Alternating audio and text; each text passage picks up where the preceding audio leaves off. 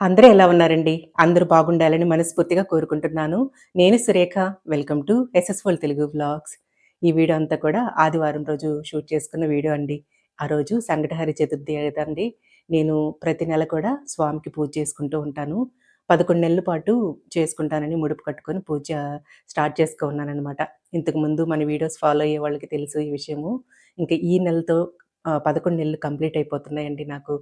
ఇంకా ఆ రోజుతో కంప్లీట్ అనమాట. ఇంకా ఈవినింగు గుడికెళ్ళిపోతాను. మామూలుగా కూడా పొద్దుట పూటే ఇంట్లో పూజ చేసుకొని, ఈవినింగ్ 5:00కల్లా దీపం పెట్టేసుకొని ఇంట్లో, ఇంక టెంపుల్‌కి వెళ్ళిపోతాననమాట. అక్కడే అభిషేకాలు అవన్నీ చేయించుకుంటాను స్వామికి. చాలా చేస్తారక్కడ. ఈరోజు కంప్లీట్‌గా మీకు చూపిద్దామనే ఉద్దేశంతో అవన్నీ కూడా వీడియో షూట్ చేశానండి. ఎంత చేస్తారక్కడ స్వామి. నిజం చెప్తున్నానండి. అంటే మూఢనమ్మకంగా కొట్టిపడేయొద్దు. అసలు ఎట్లా అంటే పూర్తిగా చీకటిగా అనిపిచ్చి మనకింకా ఆహ్, ఎట్లా భగవంతుడే దిక్కు అన్న కష్టంగా అనిపించినప్పుడు గట్టి నమ్మకంతో దేవుని మీద గట్టి సంకల్పంతో ఆయన మీద అంటే నమ్మకంతో చేయాలి ఏదైనా సరే.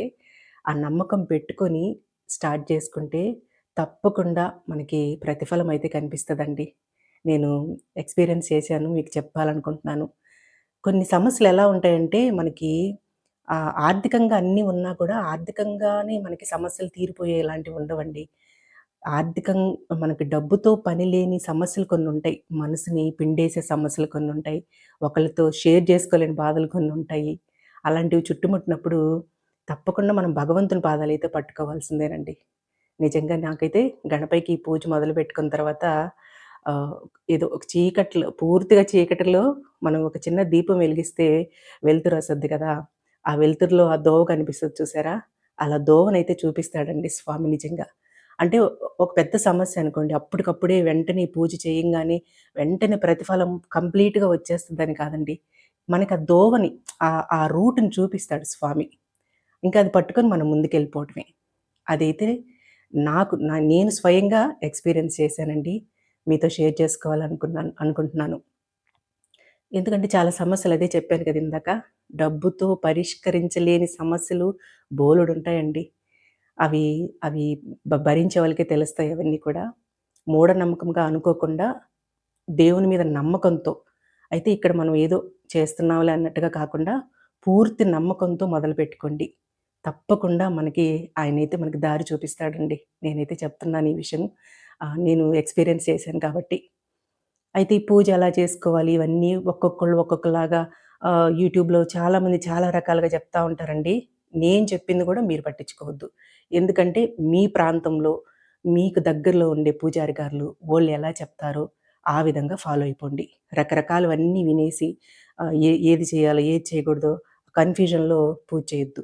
మన ప్రాంతంలో మనకు దగ్గరలో స్వాములు, పూజారి గారులు వాళ్ళు ఎలా చెప్తారో అలా ఫాలో అయిపోండి.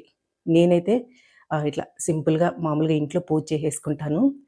నాకు మంచిగా ఆ రోజు చేయాలనిపిస్తే కుడుములవి నైవేద్యంగా చేస్తానండి. ఒక్కొక్కసారి చేయలేను అనిపించినప్పుడు అంత బెల్లం ముక్క పెట్టినా చాలండి స్వామికి.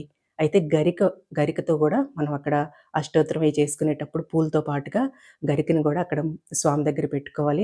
ఆయన గరికతోనే పొంగిపోతాడు. అలాంటివి పెడితేనే. చిన్న బెల్లం ముక్క నైవేద్యంగా పెట్టినా చాలు. ఓపికగా ఉంది చేసుకోగలము అనుకుంటే కుడుములు చేసి పెడితే బావుంటదనమాట. అట్లా నేను నైవేద్యంగా అవన్నీ చేసుకుంటాను. అట్లా ఇంకకైతే ఉపవాసం అయితే ఉండాలి. పొద్దున్నుంచి సాయంత్రం మనం టెంపుల్‌కెళ్ళొచ్చే వరకు ఉపవాసంతో ఉండి, ఇంకా నైట్ తింటాననమాట. ఈ పనులతో, ఈ పూజ పనులు ఇవన్నీ చేసుకుంటేనే మనకు తెలియకుండానే హాఫ్ డే మొత్తం కూడా ఈ స్వామి పూజలోనే గడిచిపోతదండి. ఆ తర్వాత కూడా నేను ఖాళీగా కూర్చున్నప్పుడు గూడా సంకటహర చతుర్థి అది సు సంకట స్తోత్రం ఉంటది కదా! ఆ స్తోత్రం వింటూ ఉంటాననమాట. అంటే మనకి పలకటం రాకపోయినా సరే, మనం విన్నా సరే సరిపోతదండి. అంటే అవన్నీ కొంతమందికి స్తోత్రాలు రావు ఇలా ఆలోచిస్తా ఉంటారు కదా! ఏం పర్వాలేదు. టీవీలో పెట్టేసుకొని, మొబైల్‌లో పెట్టుకొని చక్కగా విన్నా సరే మంచిదే అనమాట. అలా స్తోత్రాలు ఇవన్నీ వింటూ రోజంతా గడిపేస్తానండి. ఇంకా ఉపవాసంగా అయితే ఉంటాను కదా! ఇంకా పాలు, పండ్లు ఏదైనా తీసుకుంటాననమాట మధ్యాహ్నం పూట. ఇంకా ముఖ్యంగా పాటించాల్సింది ఉపవాసం ఒక్కటే కాదండి ఇంకొకటుంది. అదేంటో తెలుసా? ఇతరుల గురించి అస్సలు మాట్లాడుకోవద్దు. ఒకళ్ళ గురించి చెడుగా గానీ, కోప్పడటం కానీ, దూషించటం కానీ అవేం చేయొద్దు. వాటికి ఎంత వీలైతే అంత దూరంగా ఉండాలి. ఒక పూజ గురించనే కాదండి. మామూలు విడి రోజుల్లో గూడా వాటికి మనం ఎంత దూరంగా ఉంటే అంత ప్రశాంతంగా బతుకుతామండి. అవును కదా! ఇంక నేను ఆ రోజైతే పొద్దున్నే పూజంతా చేసేసుకుంటాను కదా! మళ్ళీ ఈవినింగ్ ఒక్కసారి స్నానం అది చేసేసుకొని, దీపం పెట్టుకొని, బెల్లం ముక్క అది నైవేద్యంగా పెట్టేసుకొని, తొందరగా నేను టెంపుల్‌కి వెళ్ళిపోతాననమాట. అక్కడే నేను అభిషేకాలన్నీ కూడా అక్కడ చేయించుకుంటాను. మాకు నెల్లూరులో అయితే చిల్డ్రన్స్ పార్క్ దగ్గర విద్యా గణపతి ఆలయం ఉంటదండి. అక్కడే పూజలంతా కూడా చాలా చేస్తారు. ఆహ్, ఎంత చేస్తారక్కడ పూజారి గారు. నేను ఇంతవరకు పూర్తిగా అన్నీ చూపించలేదు కదండీ!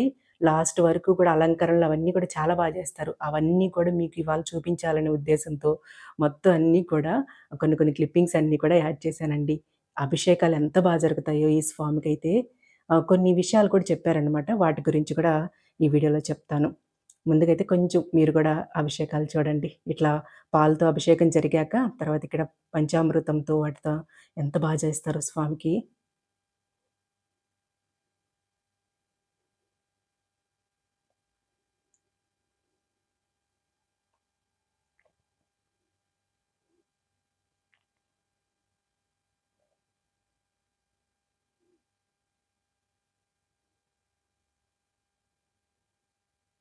ఆ రోజు స్వామి చెప్పారండి చివర్లో ఒక మాట.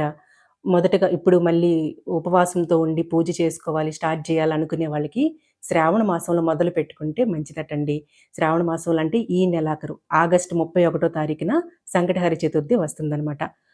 మొట్టమొదటిగా మొదలు పెట్టాలి అనుకునే వాళ్ళు శ్రావణ మాసం నుంచి మొదలుపెట్టుకుంటే మంచిదట. స్టార్ట్ చేసుకునే వాళ్ళు స్టార్ట్ చేసుకోండి అని చెప్పారనమాట ఆ రోజు. నేనైతే మాసంతో పట్టించుకోలేదండి. నాకున్న సమస్యకి అనుకున్నదే తడువుగా ఆ నెలలో ప్రారంభించేసాననమాట. ఇంకా మామూలుగా అయితే చెప్తున్నాను. నేనలా చేసుకున్నాను. కానీ పూజారి గారైతే శ్రావణ మాసంలో మొదలుపెట్టుకోండమ్మా అని చెప్పారు. ఒకవేళ ఉపవాసం ఉండలేము, మేము చేయలేము అనుకున్నోళ్ళు ఆ రోజు తప్పకుండా ఇట్లా గణపతి టెంపుల్‌కి వెళ్ళండి. అక్కడ మంచిగా ఈ పూజలు ఇలాంటివన్నీ చేస్తా ఉంటారు కదా! పాల్గొనండి. చాలు. మన బాధను ఆయనకి చెప్పుకోండి. అంతా ఆయనే చూసుకుంటాడు. ఒకటి గట్టి నమ్మకం పెట్టుకోవాలనమాట. ఆయన మీదే భారం వేసేయాలి. ఇంకా పూజయితే ఎంత చేశారోనండి స్వామి. నేనైతే మామూలుగా అభిషేకాలయిపోయాక 7:30 కల్లా ఇంటికొచ్చేస్తాను. మామూలుగా అయితే మొత్తం అలంకరణ అవన్నీ కూడా అయ్యేసరికి 9:30 అయిపోద్దనమాట. ఇవాళ కంప్లీట్‌గా ఉన్నాననమాట. అసలు ఎంత చేశారోనండి. ఇవన్నీ కూడా మీకు చూపించాలని జెప్పి నేను అన్నీ కూడా వీడియోస్ కొన్ని కొన్ని క్లిప్పింగ్స్ అన్నీ కూడా షూట్ చేశాను. నాకు ఈ గంధంతో అభిషేకం చేసేటప్పుడు ఎంత ఇష్టంగా, ఎంతో ముద్దుగా కనిపిస్తాడో స్వామయితే. అలంకరణ కూడా చాలా చేశారండి. అనంతరం సుధాలక స్నానం సమర్పయామి. ఓం యాతవేదసే శృణభామగామవరాతి హితోనితః.